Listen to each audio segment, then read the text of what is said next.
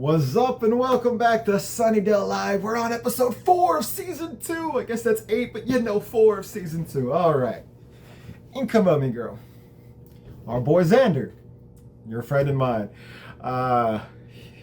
He's got himself another crush. And once again, spoiler alert, supernatural. This boy only goes after supernatural girls. And the crazy thing is, much like my taste in women, where, we're gonna ignore that. But maybe sometimes my taste in women is a little suspect. And they all kind of have things in common, but I never realized it until after, time has gone on. The problem's not the women, the problem's clearly me. And the problem is not all the women Xander's dating. The problem is clearly him. He has a type, and he needs to address it. So, the episode starts off with the Scooby gang, minus Giles, talking about exchange students that are coming. So, Joyce has apparently signed them up to host a male foreign exchange student. That is important. Apparently, a lot of these foreign exchange students are male, because Cordelia also have one, and he's from Sweden, and she's all, oh my, he's so hot. Whereas Buffy's just kind of like, why are we doing this? Do we have to do this? I don't want this. Why are we doing this? Xander, once he finds out that it's a guy, is jealous 100%. Like, no, what? This man can't be in your home. I won't allow it. All of this is happening while they're at a field trip at a museum. And there's this kid who's kind of causing trouble. Buffy wants to stop it. Willow and Xander are like, this doesn't need violence. Calm down. Buffy's like, I don't handle everything with violence. And, they kind of make her reflect on maybe she's a little quick to use the brawn. But Willow knows the kid. She tutors them. They're friends. She talks to them. Things calm down. They move on. We then find a mummy.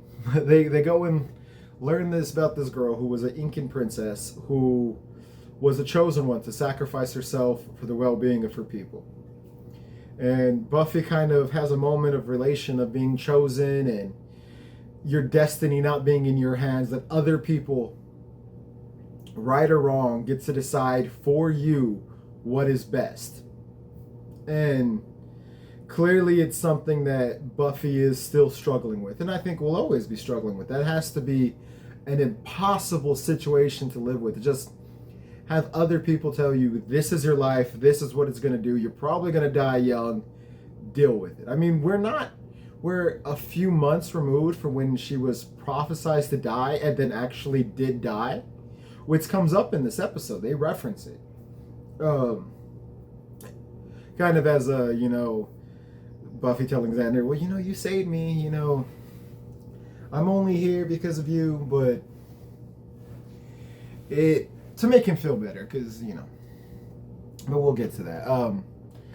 Point is, this episode plays heavily on the theme of being chosen and what it means and the responsibility and the burden, and what if you don't want it?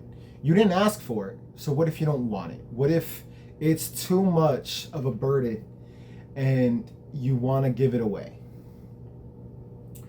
The troublemaker kid, after everyone leaves, comes in, tries to steal the sill, breaks it. Mummy wakes up. She kills him. Actually switches places with them, which the gang will find out when the next day Willow comes in and tells them the kid never met at their meeting, and they start joking around about the mummy got them, and then they realize maybe it did. They get attacked by this guy. He sees the mummy, he runs, and that's when they find out the mummy now has braces. So they know exactly the mummy killed the troublemaker and is now walking large. We know the big bad. It's not a secret. So that night, when they go and find the foreign exchange student who the mummy killed and replaced with because she overheard Buffy and them talking about him earlier in the day, the fact that Willow is the only one who's like, isn't it weird that your male foreign exchange student is now a woman? I'll also point out, there were pictures of them. Buffy didn't look. They made a point of saying Buffy didn't look at it. But at no point, she's like, that's weird. Why did they say it was a man, not a woman? And go back and look? It's weird. It's them just kind of being like, hey, who cares? It should have been the canary in the coal mine, but whatever. Xander is immediately taken with her. And this episode is very much Xander and her bonding and connecting and kind of falling in love. They both express love for each other over the course of this episode. This episode takes place over a couple of days. I would be young and so easily infatuated. But this girl keeps telling Buffy throughout the episode, she just wants to be normal. She wants to be like Buffy. The crazy thing is, Buffy and this girl are both so jealous of each other. They both see each other as a normal girl who's getting to live life. Buffy pleads with Giles so that she can go to the dance. Giles relents and says okay, but then because the mummy's loose and people are dying, she doesn't go. She has her duty and responsibilities, and the girl ends up going as a date with Xander, which Willow and Buffy have a nice heart-to-heart moment where, Willow's kind of like, I have to let Xander go. He doesn't care about me that way. He just sees me as a friend. I mean, she literally overhears Xander telling Buffy that when Buffy's trying to push him towards Willow.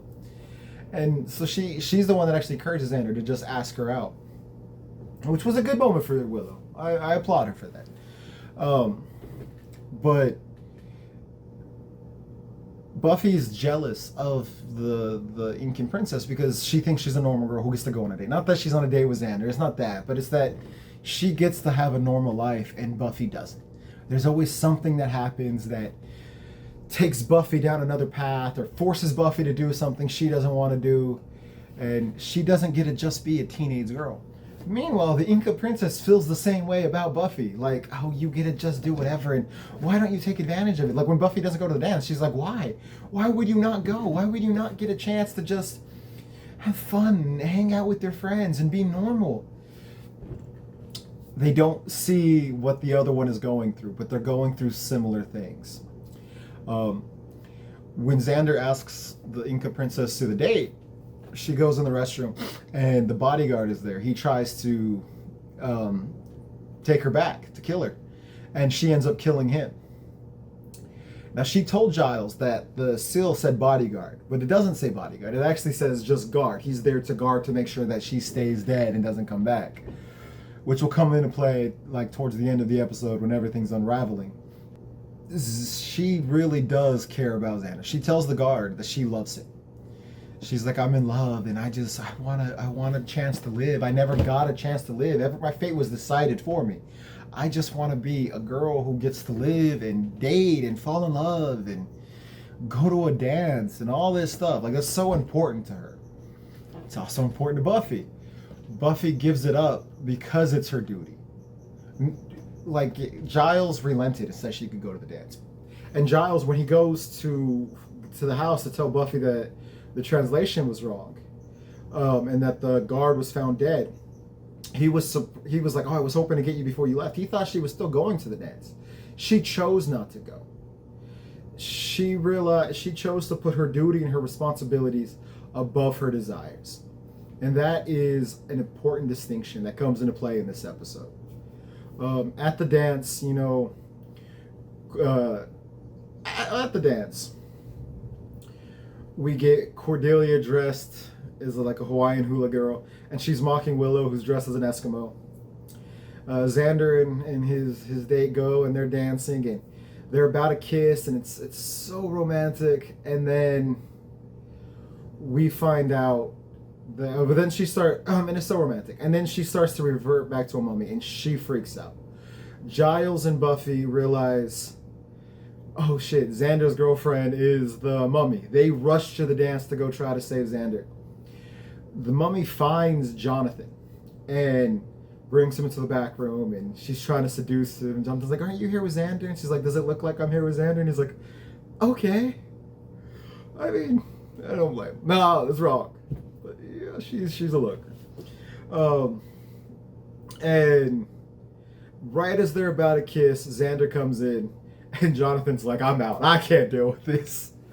And he runs. Good man. I actually like Jonathan. Not just because he has a great name, but he's actually a really great character. So then her and Xander are talking, and she's crying, and he's trying to cheer her up, and she's just like, I don't know what to do. And you can tell that she's so torn, because if she doesn't kiss someone and drain their life force soon, she'll die. But she loves Xander, and she doesn't want to hurt him, and she doesn't want it to be him. And it's just it's this really tender moment where you see it hurting, and he kisses her, and she doesn't drain his life. They just kiss, and it's sweet, and it's tender, and it's romantic. And then she caves in for her desire to live, and she starts draining him. But then after a few seconds, she feels guilty, and she pushes him away, and he falls to the ground, and he's out. He doesn't know what happened. She's just cradling him and crying, and she's like, I can't do this. I can't. This isn't. She's just in tears. She's breaking apart. And then she senses the sill being put together. Because Buffy went to the dance, Giles went to go fix the sill. So she gets up and she runs to go stop the sill from being put together. Willow and Buffy come in, find Xander on the floor, help him up, and they rush off. Giles just painstakingly glues the sill back together. She comes in, immediately throws it on the ground and breaks it again. And then she's starting to move in on Giles to kill him when Buffy shows up and stops her. Her and Buffy fight. She locks Buffy in. And while they're fighting, they talk about destiny and what it means to be chosen. And they're both like, you're not who you pretended to be. Like, you're not normal. And Buffy's like, yeah, neither are you. These girls have so much in common. But what makes them different, what the point of the episode is about what you do with it. Like, Buffy embraced that life is not fair and I have a responsibility and duty to other people. And that has to come first. Whereas the princess didn't. She's upset. She's bitter. She's like, I didn't ask for this. I shouldn't have this. I don't want this. Why should I suffer for other people? Like, she doesn't want it. She wants to reject it. And she's willing to inflict the pain that she was given unfairly. I completely agree it was unfairly. But she's willing to take that pain that was inflicted on her and then inflict it on other people to lessen her pain, to lessen her burden. And that is the fundamental difference. One is strength, the other is weakness. To take that pain and that burden and all of the bullshit that life puts on you and to stand up and say, I will carry this burden so others don't have to, is fundamentally a sign of strength. To take all of that and to be like, fuck this is unfair. Other people should have to deal with this too. That is weakness. That is selfish. That is pathetic. And that is fundamentally what this episode is dealing with. Is how do you deal with unfairness? How do you deal with the bullshit that life throws at you when a burden is placed on you that you don't want to carry? And how you deal with it. And a lot of times, the show Roswell deals with this pretty good. It's about the burden of leadership. When leadership is not pursued, but is instead thrust upon you. And how do you handle it? And we see how Buffy handles it, and we see how the princess handles it. And they are very different people who handle it in very different ways. I mean, going back to the season finale, Buffy was also, because you could make the argument, well, Buffy's not chosen to die, the princess was. It's unfair. Except at the season finale of season 1, Buffy was destined to die. And she willingly walked into her death. She did die, as is brought up. Like, when, Xander and Buffy are talking, they have a heart-to-heart after this is all done. And, Buffy's like, it's unfair. Buffy actually defends it. She's like, it's unfair what happened to her. She was destined to die. And she didn't want to die. Like, I can't blame her for that. And Xander goes, yeah, but so were you. You had the same situation. You were also destined to die. And you didn't try to kill other people to stop your own death. And Buffy's like, yeah, but I had you to bring me back. And it's a very sweet, tender moment.